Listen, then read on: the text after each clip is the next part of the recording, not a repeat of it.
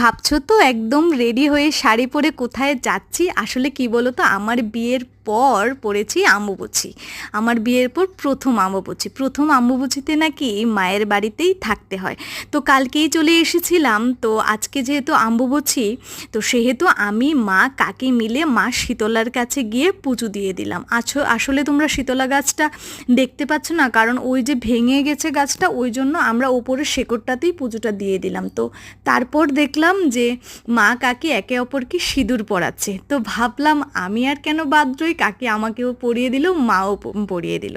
এই রিচুয়ালগুলো না বিয়ের পর একটা মেয়ের জন্য, একটা বাড়ির বউয়ের জন্য প্রচণ্ড প্রয়োজনীয়, জানো তো। আর আমরা যারা যারা এই সব জিনিস খুব বেশি মানি, ঠাকুরকে বিশ্বাস করি, তাদের জন্য আরও বেশি প্রয়োজনীয়।